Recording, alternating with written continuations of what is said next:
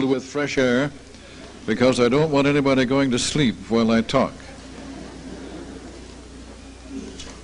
He said turn both switches on, but there's only one switch. Is this on? Is it? Yeah, it's on. I can tell that. I'm going to have to yield to the temptation to add a little bit to that story that Colin just told you. It is true that things were very, very different in those days. Nobody really seemed to be quite brave enough to do what needed to be done. And this was impressed upon me when I flew into Sydney without letting anybody in the States know where I had gone. I had arranged with my associate pastor in Loma Linda to speak on Sabbath morning in my behalf and to simply announce that Elder Larson is in Australia this weekend speaking at a Righteousness by Faith convention. Well, he did that. As I said, I arrived at the airport in Sydney, and I waited while somebody looked for me. They finally found me standing off to one side of the terminal waiting room, and I was interested in the fact that the folk who picked me up, relatives by marriage of Dr. Standish, they looked all around and they said, "Fine, nobody has seen us. Let's go out this door right here." Well, I thought, what kind of cloak and dagger stuff is this anyway? Well, we got outside and they said, "We're going to get you in the car. We're going to take you over to the beach where there's a house where we can keep you until Friday, and then we'll take you up to the campground and nobody will see you at the beach." And I began to think, what is this anyway? So we did that. And the second day in the little house at the beach, I took a walk. I guess I was going about an hour, and when I came back to the house, the brother who was in charge there was sitting in a chair in the front room, and he was as white as a ghost, and he was literally trembling. And he said, "Oh, Brother Larson, something terrible has happened." I said, "What is it?" "There's a telephone call for you from the States, and I know it's the General Conference President who's going to order you to not speak to us down here. What shall we ever do?" I said, "Look, if the operator calls again, you tell her Ralph Larson is on vacation and he doesn't want to be bothered with any telephone calls." He said, "Would you do that?" I said, "I would do that." "Oh," he said, "it's all right." Well, Friday afternoon, we drove up, and I got there Friday evening. The Vision Valley Campgrounds was a country camp, you understand, a sort of a resort area, and they said, "Now we'll put you in this room right here. You stay right there until we come and get you. Nobody will see you here." So finally, when the meeting time came, they came and led me into the place, and I learned that they had told the people somebody from America was coming, but they hadn't told them who, and they were desperately afraid that somebody was going to order the whole thing to stop. Well, folks, back at that time, you can't really understand how different it was. To help you to see that point, just a few weeks or months back, I don't know exactly when, but this year anyway, we were at camp meeting in Kansas, and it just so happened that they called all of the ministry leaders up to the platform that evening, and I looked around there and I thought, what has God wrought? When Gene and I, in Loma Linda, in the fall of the year 1977, finally caught on to what the apostasy amounted to and what it was doing, and we took a public stand against it right there in Loma Linda, we felt very, very much alone. One of the very first things we did was contacted Colin Standish. He told us about his brother Russell, and we managed to catch Russell. He was coming through California, and brought him down to speak to our group down there, to give us some insights as to what was happening down in Australia, and from there up to the States. But when we took a public stand, you could look out all the way across North America, and you could hardly see anybody standing publicly anywhere. There were people, of course, silently holding to the truth, but we hadn't met them. We didn't know who they were. But now, there are ministries cropping up all over the place. People all over the place are rising up and saying, "I'm going to do something about this," and they start a ministry, and they start holding seminars, they start holding camp meetings, and we counted 25 ministry leaders sitting there in various parts of the tent that evening, and I thought, what hath God wrought? Folks, I want to tell you this historic Adventist movement is growing growing by leaps and bounds, not only here but in other places as well. But now to our message for this evening. I see faces here that I recognize from other places, and I guess I really ought to explain to you that I've been asked to present certain messages here. And also, as I survey the rapidly changing situation, I prepare messages that I think our people need to hear, and I keep repeating them as I go around. So some of you, I'm afraid, may hear something you've heard before, but maybe that won't hurt you. If you just grit your teeth and bear it, maybe you'll be all right. Our subject for tonight, the subject of our study for tonight is, If You Were God. We want to start with that beautiful verse, Luke 21:28, which was used as our scripture this evening. Jesus said, "When these things begin to come to pass, then look up and lift up your head, for your redemption draweth nigh." Now, the things that he described wouldn't make anybody look up and lift up their heads, because they were not very nice things. They were earthquakes and tidal waves and famines and pestilences and wars. That's the kind of thing he had been talking about. So the things in themselves were not pleasant, but the light through the darkness was that they established a time frame. They told them where they were in the stream of time. When these things begin to come to pass, you know that the second coming of Christ is near. And I believe this is the kind of a message and the kind of a thought that we need to reflect about this evening. The things that we are finding happening in the world and in the church today wouldn't make any of us happy. It would be a heavy burden on our hearts, and we would be hopelessly discouraged if it were not for the fact that we had been told in advance all about how this was going to happen and how it's going to end. And when we see these things coming to pass, we know that the end is near. I'll give you a bit more on that near the close of the study this evening. Now, the subject, If You Were God, you see. This is intended to be a thought-provoking message that will help you to think through some things that I believe we need to be thinking through. Please pardon my notebook here. This is what happens as one grows a little older. Jean tells me I shouldn't advertise my age, so I'm not going to let anybody know how old I am, but I'm pretty old. There was a time when I hardly bothered with notes, but there's a time also when it's wise to have notes on the platform before you. So I have some here. You see, we have strange things happening in the world today, and stranger things, if I may say so, even stranger things happening in the church. Evangelism, page 221, you find a section entitled The Sanctuary Truth. It's about 10 pages long, and it's divided in two sections. 2 points are brought forth here very, very clearly. Number one, the sanctuary is the very heart and soul of our message. And number two, the sanctuary will be fiercely attacked as we near the end of time. Now, those two things are very clearly set before you here. Evangelism, pages 221, 22.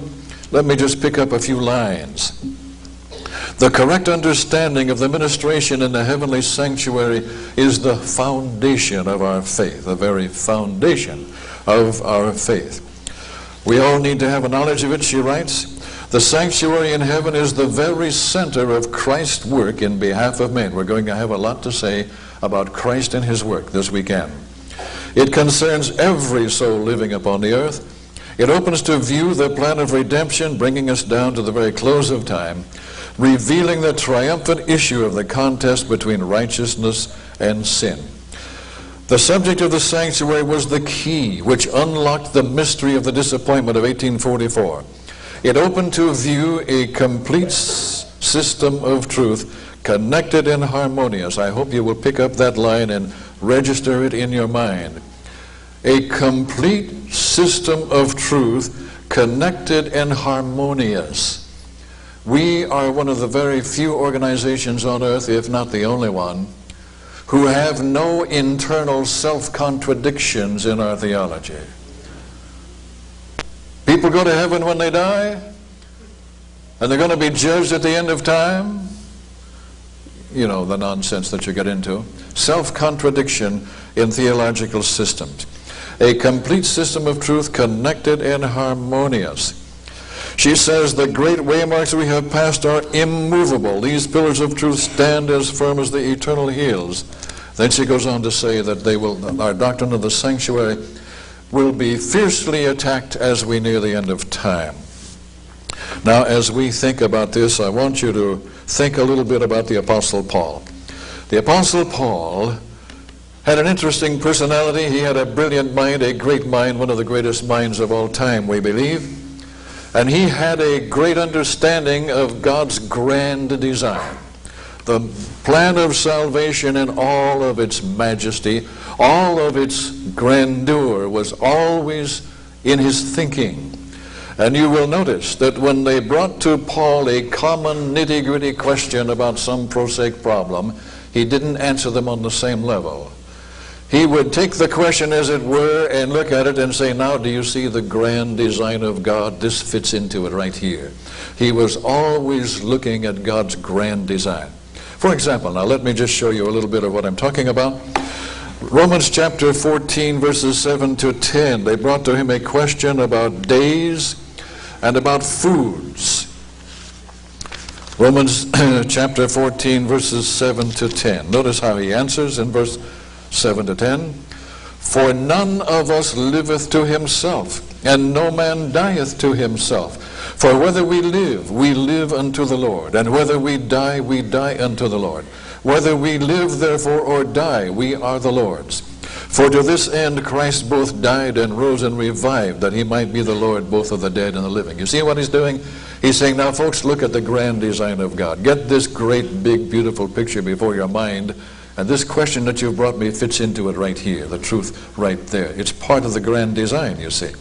1 Corinthians chapter 1, just a little bit further in the Bible. 1 Corinthians chapter 1, there was a problem about divisions. And notice how he answers this particular question in verse 13. Is Christ divided? Was Paul crucified for you? Were ye baptized in the name of Paul?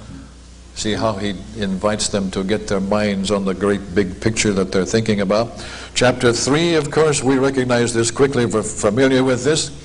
They brought him a question about purity and impurity. And he writes in verse 16, know ye not that ye are the temple of God, and that the Spirit of God dwelleth in you?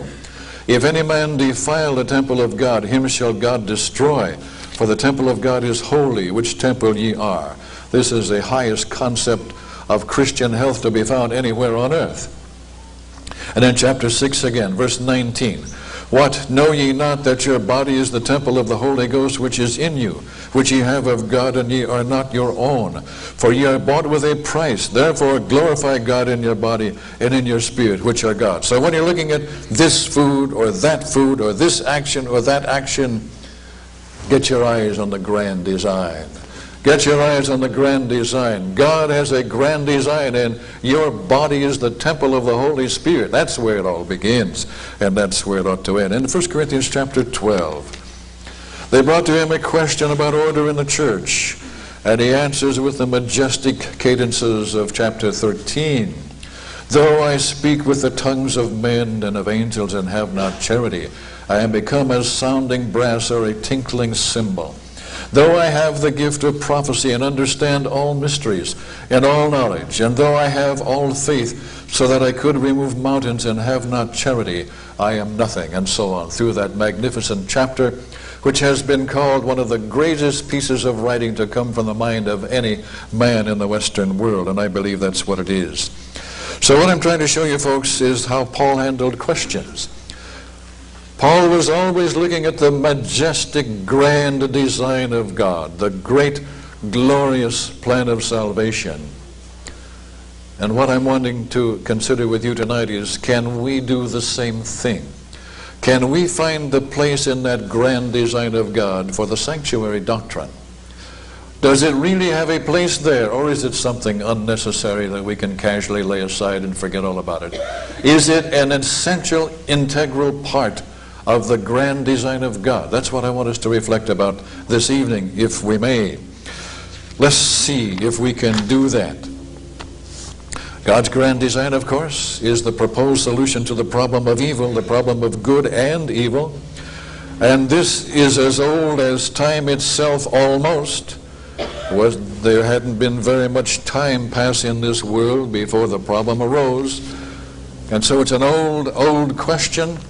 It has been examined by many, and most recently, or very, very recently, would you believe, by Time magazine. You wouldn't expect to find it there. I wonder if you can see this cover of Time magazine. Rather looks as if they had an accident in the printing department, doesn't it? But if I hold it right, and if you look carefully, you'll see a word there. Can you see it? What is the word? Evil, that's right. And so Lance Morrow, who does quite a bit of writing for Time, wrote a feature article on the subject of good and evil, and he did a very good job of describing the problem, but he offered no solution at all. He left us dangling hopelessly. He says here on page 51 of this issue of Time magazine, this is June 10, 1991. He quotes Frederick Buechner, a theologian, who puts it like this: you have three propositions before you. Number one, God is all-powerful. Number two, God is all good. Number three, terrible things happen. And he says there's no way you can make sense out of that, no way you can harmonize that, because if God is all good and God is all powerful, why do terrible things happen? Well, as I say, he offers us no solution. And he says you cannot harmonize those, but with all due respect and with deep sympathy, we have to disagree. We say, yes, you can harmonize those. If you take the great profound truths of God's grand design and register them in your mind and appreciate them and internalize them and recognize them for what they are. Sometimes in just a few simple words you get a tremendous truth expressed. For example, 1 John chapter 4 verse 8. He that loveth not knoweth not God, for God is love. Now that is one of the most profound statements in the entire Bible. And if you start with that, you can finally work out a harmony between these three propositions. And that's what I'm asking you to imagine that you're going to do tonight when I give you this title, If You Were God. Sometimes we hear people say something that's very unreasonable, and you or I might have sometimes been guilty of saying that ourselves. Isn't it too bad that we know so little about God? Now I say that's a very unreasonable question, a very unreasonable statement, because we know a lot about love. And if God is love, everything that is true about love is true about God. Wouldn't you have to accept that? And so when we know so much about love as we do, we see it before us all the while. We know what love accepts and we know what love rejects. We know what love will endure and we know what love turns away from. We know a lot about love because we see it in action before us all the time. And everything that is true about love is true about God because God is love. Therefore I say we know a lot about God. We really know all we need to know about God if we just apply that. Sometime do a little exercise of your own. Take a large piece of paper and make a list of all of the things that occur to you that we know about love and write them down on the paper. When you've got that done, sit and look at it for a few minutes, and I believe it will occur to you that you are looking at a list of the doctrines of the Seventh-day Adventist Church. Because every doctrine that we hold is simply an answer to the question, what would love do about this? Or what would love do about that? From the first study in Daniel chapter 2, clear down past the mark of the beast and the unpardonable sin, to the very end, every single doctrine that we hold is simply an answer to the question, what would love do about this particular problem? And so love is the theme of all of our theological principles. And when any theological principle or idea is presented before us, the first thing we do is test it for its love content. And if it doesn't pass that test, we have no further interest in it. It has to be part of the picture of God's love. Otherwise, we cannot take any interest in it whatsoever. And so our theology, Gene and I have conducted many evangelistic campaigns in which we propose on the opening night that we're going to give 21 lectures on the love of God. And that this will by no means exhaust the subject, and we invite the people every night to make it the very first thing that we do when I step into the pulpit is we all recite together 1 John 4:8. sometimes in their language, sometimes in ours, or whatever it may be. He that loveth not knoweth not God, for God is love. And so we enjoy that very, very much, showing the people that we're just talking about love all the way through. We're talking about God, and God is love. Now, go back to your list. You've written this list of things on the big piece of paper that I suggested to you. And look it over, and I think you would put very, very close to the beginning, if not at the very beginning. One thing we know about love is that love rejects solitude. Love does not want to be alone. Love cannot be alone. If there's only one person, how can there be love? There have to be two. We had to do quite a bit of counseling in our term of pastorating in Loma Linda. A lot of young people there, you know, with young people's problems. One particular young lady talked to me quite a bit about her particular problem, or shall we say her romantic problems, which appeared to have no good solution. When we had gone from there to the Philippine Islands and been there for several months, we got a letter from her, a very happy, joyful letter. She said, "Elder Larson, rejoice with me. I'm in love." Well, of course, we rejoiced with her, and we wrote back and we said, we want to know who is the lucky man. Now, just suppose that she had written back to us in response to that question, who is the lucky man? And said, what do you mean lucky man? There isn't any lucky man. I'm not in love with anybody. I'm just in love. Well, you see, that's kind of weird, isn't it? I'd say it's a lot worse than that. You just can't have love unless you have two. Love rejects solitude. Love does not want to be alone. Gene and I were making one of our many trips across the nation, like we did today. We left home at 4 o'clock this morning, I hope you understand. And I guess we should have left at 3:30 because we almost didn't make it. But anyway, we were flying across the country, and I found myself sitting beside a young lady who was a medical student in a university. And as quick as she found out that I am a theologian of sorts, she began to press me with questions. It seemed that she and some friends had spent the entire weekend in Florida together discussing the question, how can we know if there is any God or not? Well, I asked her to start with this: God is love. And I presented this question to her. If you were God, and if your very nature is love, and there's nothing else in the whole universe but you, just you in empty space, how long would you be satisfied and contented with that if you are love? She said immediately, not very long. Not very long, of course not. And so I'm asking you tonight to go through that little routine with me also. Imagine that you are God insofar as it's proper to think of beginnings with God. We know that we have to use human language in order that we can communicate one with another, but our minds cannot take in the magnitude of God in all eternity. So let's just, for the sake of human illustration, say you are God, you are the Creator, you have the power to do anything you want to do, but nothing has been done yet. There is nothing in all the universe except you and empty space. Would you be content with that solitude very long if your very nature is love? I don't think you would. You'd have to do something about it. And so you'd say, well, I'll start creating. And you create suns, stars, galaxies, what we used to call island universes. They are so vast. They call them galaxies more now, on the basis that there's really only one universe. And you send them out on orbits, circling through space, and they come back right on time, and they just have all the majestic glory that we see out there in space. Have you solved your problem of solitude, or are you still alone? For all practical purposes, you're still alone, are you not? So you say, I will take another step. I will create plant life on planets. And so the grass grows, and the flowers bloom, and the bushes rise up, and the trees tower in their glory, and the fruit appears. And all of this is very, very beautiful, very, very satisfying. But have you solved your problem of solitude, or are you still alone? You're still alone, aren't you? So you say, well, I'll go another step further. I will create animal life.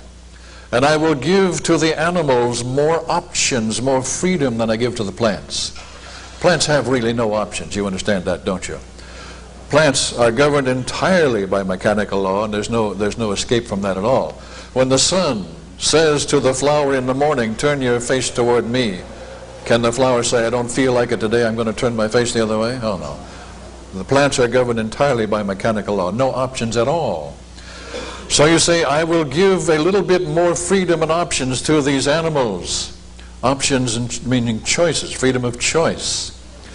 And we see that, and that does make a little bit of a change. You can get some affection from a dog.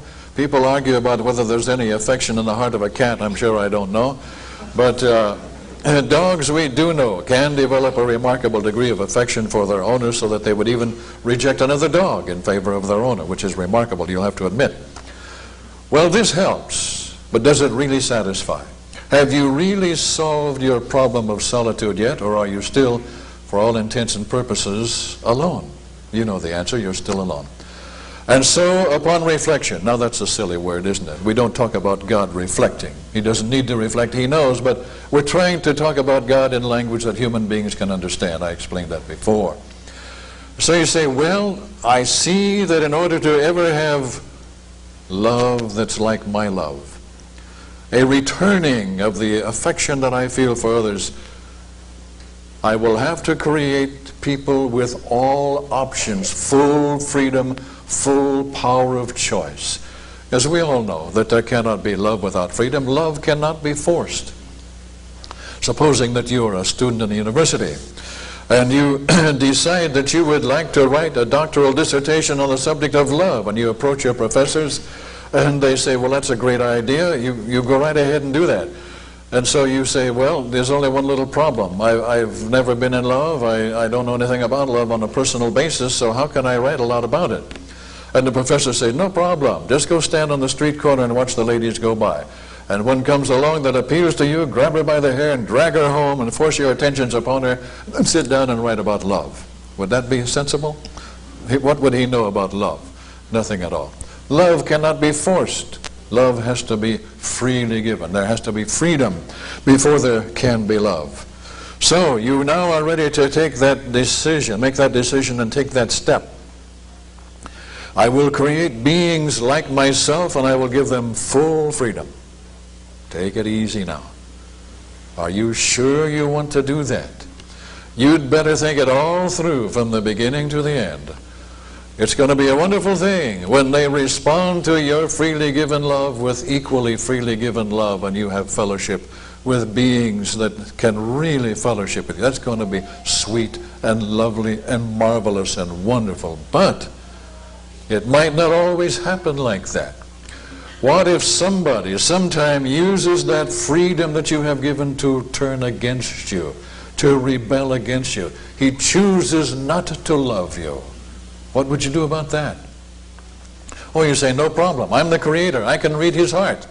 I can know what's going on inside his mind before anybody else knows, and when I see that rebellious attitude developing, I'll just zap him out of existence and it'll be all over just like that. Would it really be all over just like that? Aren't there people who love that one? Aren't they going to have questions? You have dealt with the problem before it was apparent to them. So they have no idea why you zapped him out of existence. Can you imagine? Two angels meeting on the streets of glory, and one saying to another, where's Lucifer? I haven't seen him around for a long time. And the other one says, Lucifer? Well, there isn't any Lucifer anymore. God killed him. Wiped him out. He doesn't exist anymore. Why did God do that? Well, we don't really understand. God said there was some mysterious thing wrong inside his heart. We don't know what it is. He calls it sin. What it is, we don't know. But he said it was very bad and it's inside his heart, so he had to kill him. I didn't see anything wrong with Lucifer. Oh, I better watch out, he'll kill me too. That's what you'd have. That's what you'd have. And the whole program would be a failure, would it not? So, you better think it through before you take that step of creating beings with freedom. You'd better think it through very carefully. Ellen White writes in Great Controversy, page 497, until fully developed, sin would not appear the evil thing that it is. Until fully developed, you'd have to let people see what that thing called sin is before you wipe people out of heaven. Which means you're talking about time now. You're going to have to give that plant of sin time to develop. And talking about plants makes me think of this. Supposing you have a plant in your backyard. You see it growing and unfolding its leaves, and as you step out there one morning, you say, that's a horrible weed, I must get rid of it. Quickly, you get your shovel and start to dig it out. Just then your wife comes out the door and she says, what are you doing? I have to get rid of this terrible weed. Weed, that's a flower. Now, you've got a problem. What's the best solution to that problem? Why, it occurs to you quickly, does it not?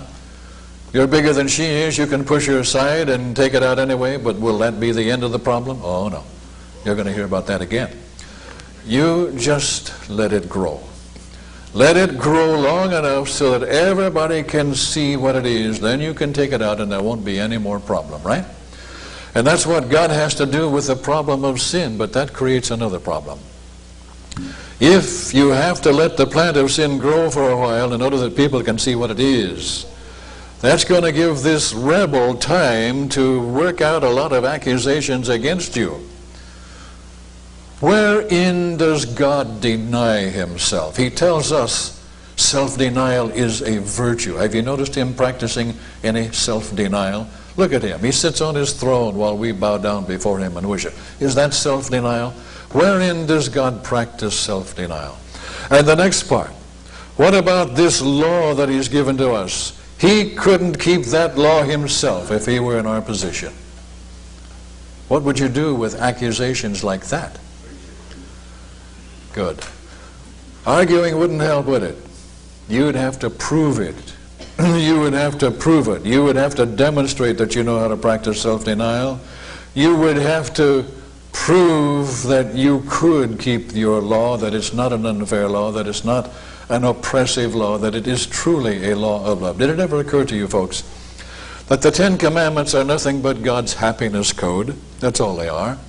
How could two people on one planet be happy if one steals from the other, if one lies to the other, and so on down the line? The Ten Commandments are just the principles of happiness, the principles of love. That's all they are. How to keep them happy. Okay, now, have you thought this all through? No, you haven't. You haven't thought about your worst problem yet. Your worst problem yet is this. What if somebody rebels and then repents of his rebellion?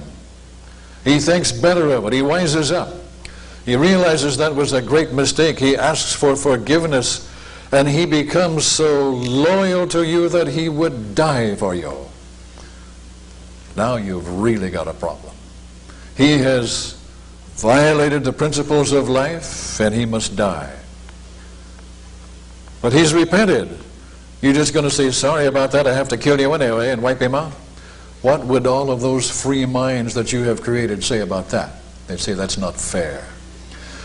Well, let's see. Could you ask another human being who has never sinned, shall we say, this is theory of course, we say to him, now you have nothing to die for, but you go give your life for this repentant rebel so he can live.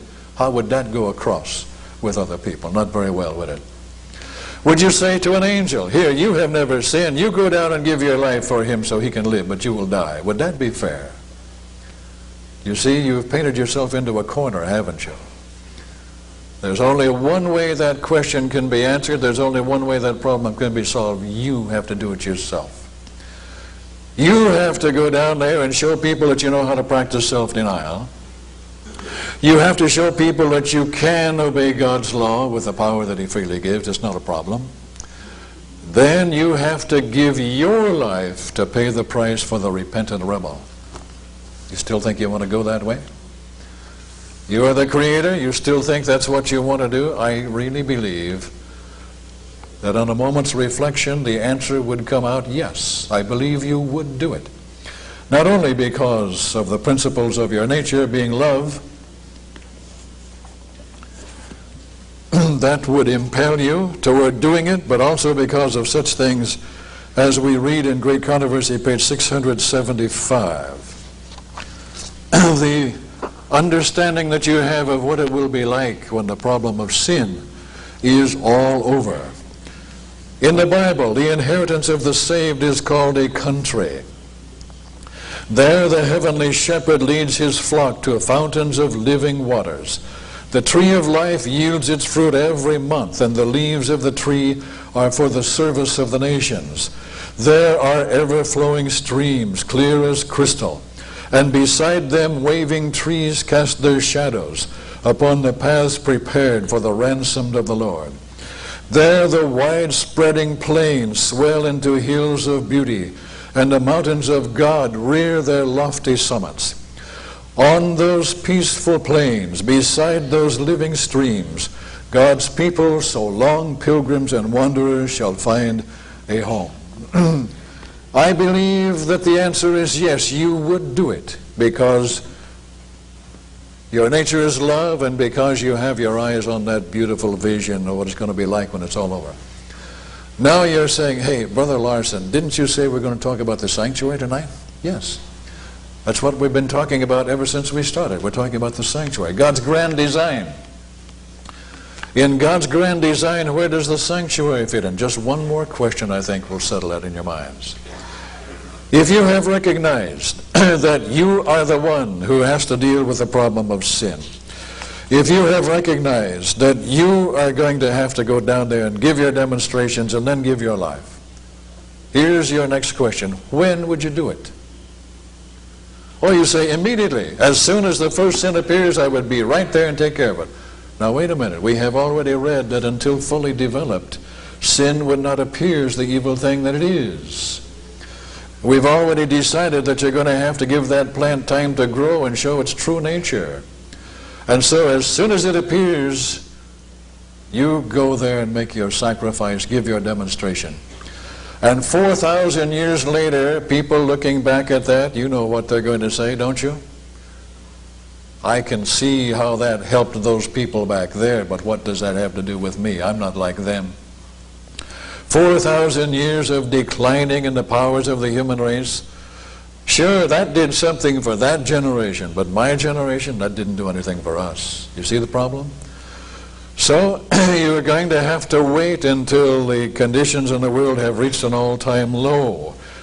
And Ellen White writes about that in Desire of Ages, page 36. Here she writes about conditions in the world when Christ came to give his demonstration. She says, bewildered and deceived, people were moving on in gloomy procession toward eternal ruin, to death in which is no hope of life, toward night to which comes no morning. Satanic agencies were incorporated with men. The bodies of human beings, made for the dwelling place of God, had become the habitation of demons. The senses, the nerves, the passions, the organs of men were worked by supernatural agencies in the indulgence of the vilest lust. The very stamp of demons was impressed upon the countenances of men. Human faces reflected the expression of the legions of evil with which they were possessed. A.T. Jones, commenting on that, said that although some people think of the history of man as down, down, down, down, down, down, down, that he did not think that our present age would compare with the age of Christ in the evils that were in the world. And I think he's right. We do not see that massive devil possession in our time that we read about in the New Testament, do we? At least not very much, if at all. And so you wait until humanity has reached down into its lowest level before you come, and there are lots of advantages there.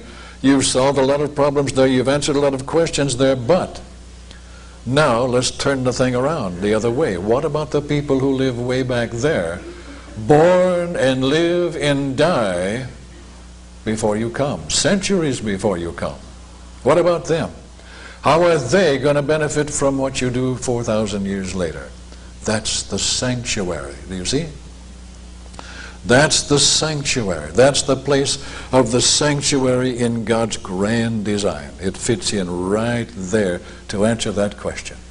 Those people, thousands of years before you come, have been taught that they can go to the flock and take a lamb, a faultless, unblemished lamb. They can bring that lamb to the sanctuary, lay their hands on the head of the lamb and confess their sins, and then slay the lamb. Instead of the sinner dying, the lamb dies. And in doing this, they enter into God's grand design. They step into it. They step into the plan of salvation. And so they get the full benefits of it right then and right there. That's the place of the sanctuary in God's grand design. It has to be there. Now, we need to introduce a word here which helps us understand this. The word is proleptic, P-R-O-L-E-P-T-I-C. You ought to look that up in your dictionary. It's there. It's a good word. We don't use it very much, but here we find it fits exactly what we're talking about. It's borrowed from the Greek pro, which means before, and the Greek lambano, which means to take or receive. And so your dictionary will tell you, at least my dictionary puts it like this, that the word proleptic means that you are treating a future event as if it had already occurred. You see? Treating a future event as if it had already occurred. And that's what gives validity to what you're doing now, is that future event that's going to happen. Think of it like this. We have our election for the president in this country in November. We elect a president, we call him the president-elect, but he is not inaugurated until January. Now what's he doing between November and January? He's a very busy man. He's calling people in different parts of the country and asking them, come and be part of my program, my cabinet, my advisors, this, that, or the other thing. Will you be my Secretary of Commerce? Will you be my Secretary of State? If they accept the invitation, they resign from their positions, they dispose of their property in some fashion, and they make their move to Washington to be ready to go to work on the very next morning after the inauguration ceremony is completed. But now, what would happen to all of those people if on the night before inauguration the president was killed in an automobile accident? What would happen to all of those people? The whole thing would be canceled out. All of their appointments would be meaningless, would have no validity whatsoever. They'd have to do their best to go back and pick up where they left off and get back again into the program they had. It wouldn't be so easy, would it? That's what proleptically means, and that's what the sanctuary is. It has to be there. Now, another thing that we must recognize on this, and I must hurry on, and this is very, very important. This is one of the most important parts of what I'm telling you tonight. Unless there is a future event, a real future event, do these things that are done proleptically have any validity at all? Certainly not. Does that sacrificing of a lamb really do anything for you unless Christ dies on the cross? Of course not. Now, watch closely. The sacrifice of the lamb is proleptic. It has validity only because there is a sacrifice on the cross. Now, after the lamb is sacrificed, there's something else that has to happen. The priest has to take that blood into the sanctuary and perform his ministry, his priestly ministry. That's part of the program. If you read through Leviticus, you find it is not until the priest has done this that the atonement is completed. Does that priestly ministry have any validity unless there is a priestly ministry of Christ in heaven? Certainly not. The whole thing would be utter nonsense. There has to be a future event, a genuine, a real future event to justify either the sacrifice or the priestly ministry. And so when we meet somebody who tells us there is no priestly ministry of Christ in heaven today, you tell them, look, you're wiping out the whole plan of salvation. All of those people who put their faith in those lambs and those sacrifices will find that that was utterly without value unless there is a real priestly ministry of Christ. And one more thing. I'm struggling against my clock here. One more thing. The sacrifice is done proleptically. Its validity depends upon a future sacrifice. The priestly ministry is done proleptically. Its validity depends upon a future priestly ministry. And one more thing. The inauguration, the dedication of the sanctuary was likewise done proleptically. It has no virtue, no validity unless there is a real inauguration of the heavenly sanctuary. Remember Daniel 9:25? Where the angel said to Daniel that the chosen one, was going to do a lot of things to seal up the vision and prophecy and to anoint the most holy. To anoint the most holy. People sometimes, I did this myself in my early days, jump to the easy conclusion that the most holy is Jesus, but that's impossible. It's a neuter word and it cannot apply to a human being at all. It has to be a place or a thing. In the Hebrew language it says to anoint a holy of holies. And so Jesus had to inaugurate the heavenly sanctuary. Jesus had to perform that ministry of inauguration before the ministry of the sacrifices could begin. If you'd like to turn to Leviticus chapters 8 and 9, you find a description of the anointing of the heavenly sanctuary. You will find there, if you read carefully through chapters 8 and 9, that Moses took a special oil called the anointing oil, and he took blood, and that's commented on in Hebrews 9:21. And he anointed everything in the sanctuary, and then he sprinkled blood on the garments of the priest. Look at the last few verses of chapter 8, verse 30. And Moses took of the anointing oil and of the blood which was upon the altar, and sprinkled it upon Aaron and upon his garments and upon his sons and upon his sons' garments with him. Now I want you to look at that closely. Sprinkled it upon his garments. That's very important. Why?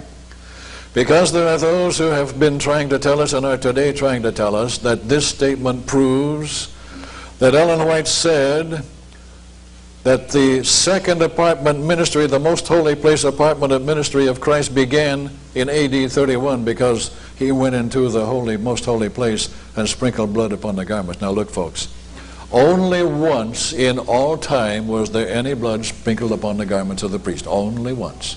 That was the time of the inauguration. That had nothing whatever to do with the services of the sanctuary. Now notice verse 33.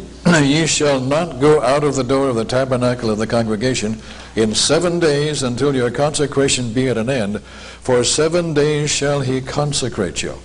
7 days the inauguration took place, the consecration took place. Chapter 9. Came to pass on the 8th day. Then it describes the ceremonies that were put in motion on the 8th day, the day after the 7 days of consecration were completed.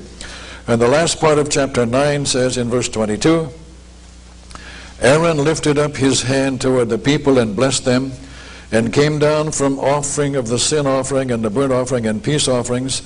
And Moses and Aaron went into the tabernacle of the congregation and came out and blessed the people. And the glory of the Lord appeared unto all the people, and there came a fire out from before the Lord, and consumed upon the altar the burnt offering and the fat, which when all the people saw, they shouted and fell on their faces. Now go to Acts chapter 1, if you will. Acts chapter 1, the first few verses. The former treatise have I made, O Theophilus, of all that Jesus began both to do and teach, until the day in which he was taken up.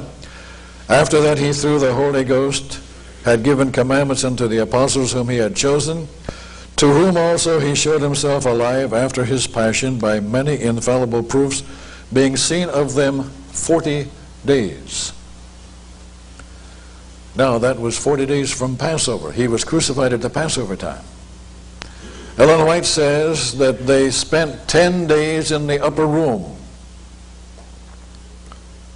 after these 40 days were finished. And when the 10 days were finished, what happened?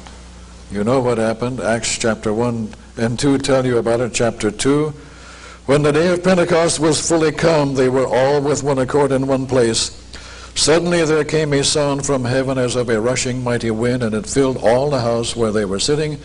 And there appeared unto them cloven tongues like as of fire, and it sat upon each of them.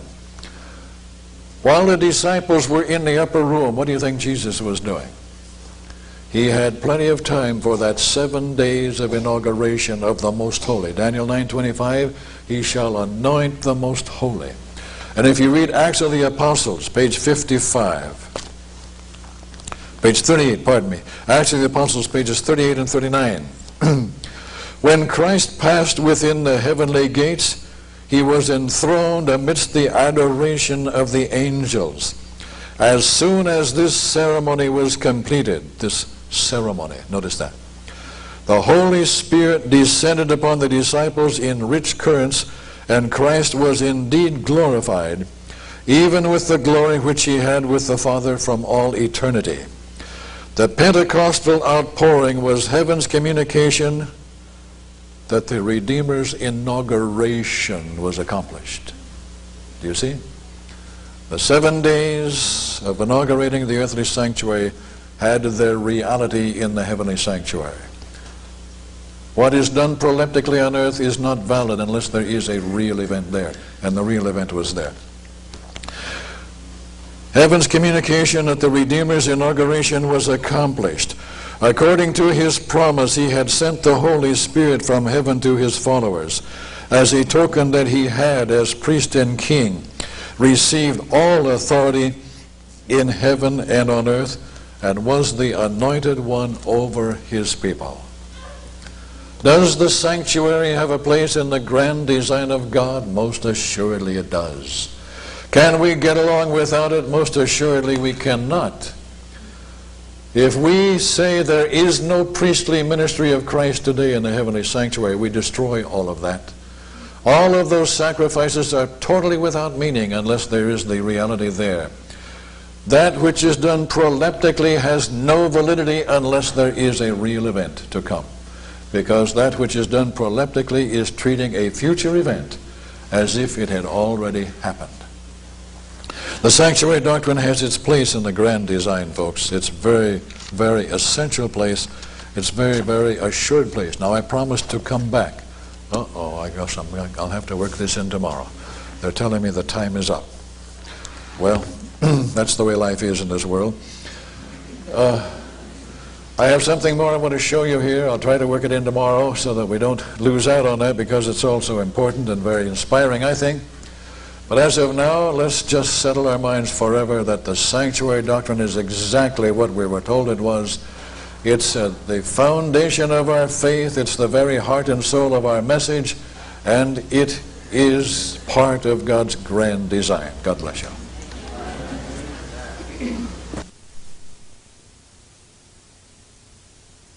To link this message to the previous one, in which we placed emphasis upon the fact that the devil is able to lead the greatest minds astray. I'm holding in my hand here 2 books.